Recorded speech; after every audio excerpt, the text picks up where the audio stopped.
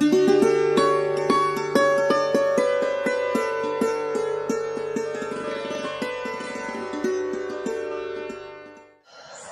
Doctor Suhas Kulkarni, Thane academy of पिडियाट्रिक्सचा मी past president आहे।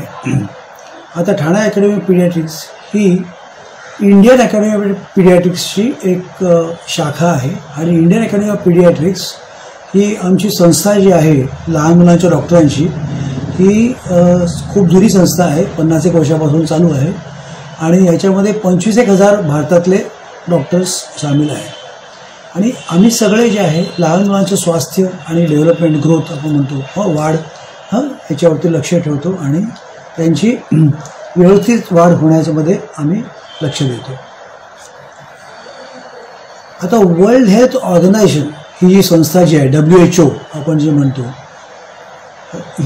याचा एक महत्त्वाचा एक मुद्दा आहे की 20व्या शताब्दीमध्ये एक असं शोध लागला गेला किंवा संशोधन केलं गेलं की पाण्यामध्ये आपण मीठ आणि ग्लुकोज हे दोन्ही जर आपण मिक्स केलं बरोबर प्रमाणामध्ये तर सोडियमचं ॲब्झॉर्प्शन, म्हणजे मिठाचा जो सोडियम असतो ॲब्झॉर्प्शन आपल्या शरीरामध्ये व्यवस्थित चांगला होतो, म्हणजे नॉर्मलपेक्षा जास्त होतो।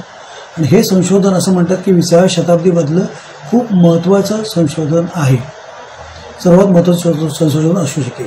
ओके, आणि ORS आपण जे म्हणतो, ज्याच्यामुळे आपण लहान मुलांमध्ये डिहायड्रेशन ट्रीट करू शकतो, म्हणजे प्रिव्हेंट पण करू शकतो आणि ट्रीट पण करू शकतो।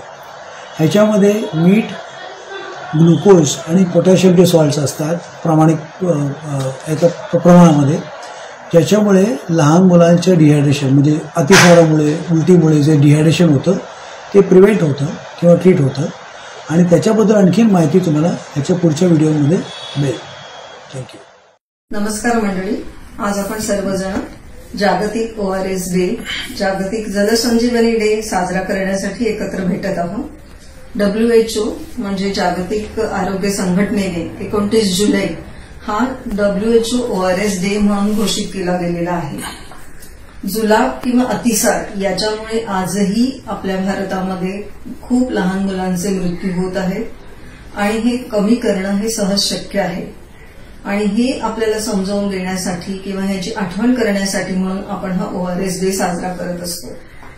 जुलाब किंवा अतिसार याच्यामुळे आपला जागतिक बालमृत्यू दर आहे त्याच्यामध्ये भारताचा क्रमांक जवळजवळ दुसरा आहे आणि दरवर्षी 5 लाखांपेक्षा जास्त मुलं याच्यामध्ये आजारी पडतात आणि त्यांचा मृत्यू होतो। हे टाळण्यासाठी आणि याच्यातून आपण कसे बाहेर येऊ हे पाहण्यासाठी म्हणून आपण ORS डे हा साजरा करत असतो। आता आपण बघूया की जुलाब किंवा अतिसार आपल्याला कशामुळे होतो। तर जुलाब किंवा अतिसार हा आपल्याला विषाणूंमुळे होतो। हे विषाणू आपल्या शरीरात कुठून येतात, तर आपण जर का दूषित पाणी प्यायलो किंवा पाणी न उकळता प्यायलो, पाणी न गाळता प्यायलो किंवा उघड्यावरचे अन्न खाणे, ज्याच्यामध्ये माशा फिरतायत असे अन्न खाणे, आपली स्वतःची स्वच्छता नीट न राखणे, घराची स्वच्छता नीट न राखणे, या सर्व गोष्टींमुळे आणि याच्यासोबतच जर लहान मुलं घरामध्ये असतील, त्यांच्या खेळण्यांना जर जंतू संसर्ग झालेला असेल तर या सर्व गोष्टींमधून आपल्या शरीरामध्ये विषाणूंचा प्रादुर्भाव होतो।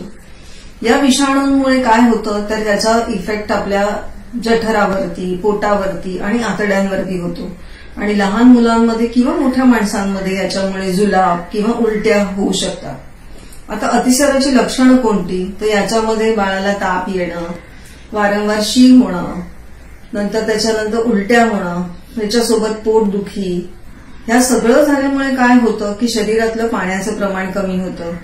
पाण्याच्या प्रमाणाबरोबर क्षाराचं प्रमाण सुद्धा कमी होतं। याच्यामुळे आपल्याला बाळाला होणारी लक्षणं कोणती कोणती दिसतील, तर एक तर बाळ सुरुवातीला चिडचिडं होईल, वारंवार त्याला जुलाब होतील, उलट्या होईल, त्याला वारंवार तहान लागेल, त्याच्यानंतर त्याच्या टाळू खाली जाऊ शकते, डोळे खोल जाऊ शकतात, बाळ सुस्त होऊ शकतं आणि बाळ ह्याच्यामुळे कदाचित दगावूही शकतं। ह्या सर्व गोष्टी फक्त जुलाब आणि अतिसार आणि उलट्या ह्याच्यामुळे होऊ शकतात। हे सर्व टाळणं शक्य आहे आणि ह्या सर्व ठिकाणी आपल्याला जलसंजीवनीचा उपयोग होतो। जेव्हा बाळाला जुलाब किंवा अतिसार होतात याच्यामध्ये शरीरातलं पाण्याचं प्रमाण कमी होतं, याच्यासोबत क्षारांचंही प्रमाण कमी होतं त्यामुळे शरीरामध्ये पाणी देणं किंवा क्षार देणं हे सगळ्यात महत्वाची गोष्ट आहे. तर आपण काय करू शकतो, आपल्याकडे जलसंजीवनी आहे किंवा ORS आहे. हे ORS किंवा जलसंजीवनी सर्व सार्वजनिक रुग्णालयामध्ये किंवा कोणत्याही औषध विक्रेत्याकडे सहज उपलब्ध असते. समजा आपण घरात असू आणि आपल्याकडे ORS नसेल तर आपण अशा वेळेला काय करणार, तर घरामध्ये असलेलं पाणी उकळायचं, ते गार करून आपण बाळाला देऊ शकतो. आपण बाळाला ताक देऊ शकतो, चहा देऊ शकतो, कॉफी देऊ शकतो किंवा लिंबू सरबत देऊ शकतो किंवा कोणताही प्रकारचा द्रव पदार्थ, लाईक भाताची कांजी आहे, हे सुद्धा आपण बाळाला देऊ शकतो. या सर्व गोष्टींमुळे बाळाच्या शरीरातील पाण्याचे प्रमाण पूर्ववत होण्यासाठी मदत होऊ शकते. कारण जेव्हा बाळाला जुलाब किंवा अतिसार होतात तेव्हा डिहायड्रेशन किंवा निर्जलीकरण शरीराचं जे होतं हे सगळ्यात घातक असतं आणि त्याच्यामुळे बाळाचा जीव जाऊ शकतो. आणि म्हणूनच याचा प्रतिबंध करण्यासाठी किंवा याच्यातून बरं होण्यासाठी ORS बाळाला देणं महत्वाचं आहे. ORS मध्ये काय काय आहे, तर ORS मध्ये सोडियम आहे, पोटॅशियम आहे, ग्लुकोज आहे. त्याच्यामुळे बाळाला ताकदही मिळते आणि त्याच्या शरीरातून जे निघून गेलेले क्षार आणि पाणी असतं ते सुद्धा त्याला पूर्ववत होण्यासाठी मदत होते. तर आपण काय करू शकतो, याच्यासोबत सगळ्यात महत्वाच्या गोष्टी म्हणजे याच्यामध्ये काही भ्रम आहेत लोकांचे, की समजा एखाद्या मुलाला जुलाब किंवा उलट्या होत असेल तर त्याला काही खायला देऊ नये, त्याला तसंच ठेवावं. हे अतिशय चुकीचं आहे. त्यामुळे आपण काय करावं, तर लहान मुलांना जे काही त्याचं रेग्युलर खाणं आहे ते कंटिन्यू करावं. जर बाळ स्तनपान करत असेल तर स्तनपान चालू ठेवावं किंवा कोणत्या ना कोणत्या प्रकारे जलपदार्थ बाळाला देत राहणं. समजा जर आपल्या असं लक्षात आलं की बाळाला खूप जास्त ताप आहे, सतत उलट्या होत आहेत, सतत जुलाब होत आहेत, लघवीचं प्रमाण कमी झालेलं आहे आणि बाळ सुस्त झालेलं आहे, अशा वेळेला लवकरात लवकर बाळाला डॉक्टरांकडे घेऊन जाणं महत्वाचं आहे. अशा वेळेला कदाचित बाळाला अॅडमिट करून त्याच्यावर उपचार केले जाऊ शकतात.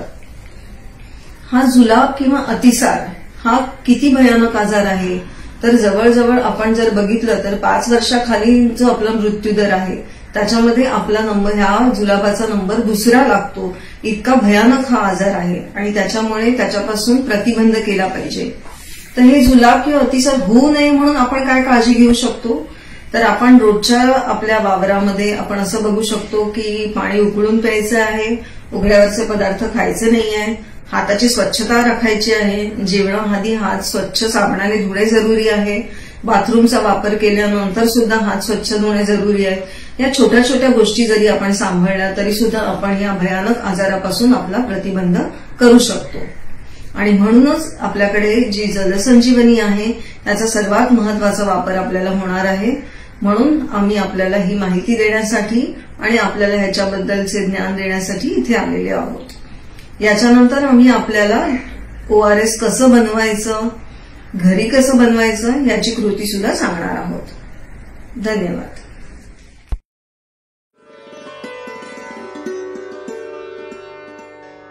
मी डॉक्टर ग्रीविता रायकर, ठाणा शहरात बालरोगतज्ञ म्हणून माझी प्रॅक्टिस आहे.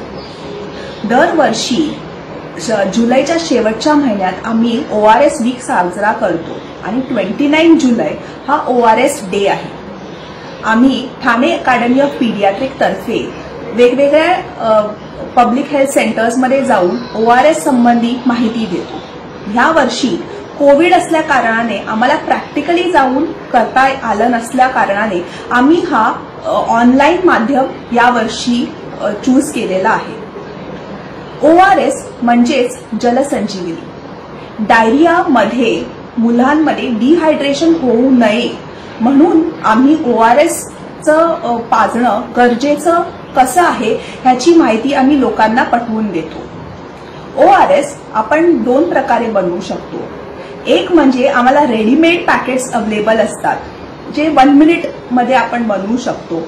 आणि जरी मे बी गावात किंवा अजून कुठे आपण बाहेर गेलो असेल जिकडे आपल्याला फार्मसी नसेल किंवा अजून काही रेडीमेड ORS सोल्युशनचं अवेलेबिलिटी नसली तर आपण डायरेक्टली होममेड ORS म्हणजेच घरगुती पद्धतीने कसं बनवू शकतो हे पण मी तुम्हाला समजवणार आहे. आता आपण प्रक्रिया चालू करू. त्यासाठी आपल्याला 1 लिटर पाणी हवंय आणि साखर आणि मीठ. आता ह्याचं प्रमाण असं आहे, 1 लिटर पाणी आपण बाउलमध्ये घेऊन अगोदर हात स्वच्छ धुणे गरजेचं आहे. पाणी पण स्वच्छ गाळलेलं उकळून गार करून घेतलेलं असायला पाहिजे. नंतर आपण 6 चमचे 6 लेवल टीस्पून्स ऑफ शुगर त्याच्यात टाकणार आहोत.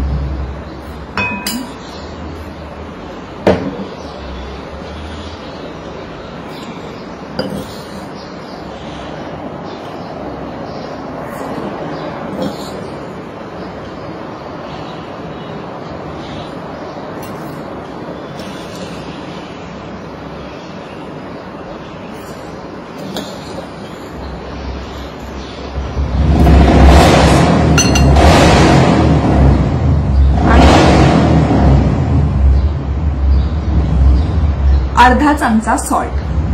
हे व्यवस्थित पाण्यामध्ये घोळून घ्यावं.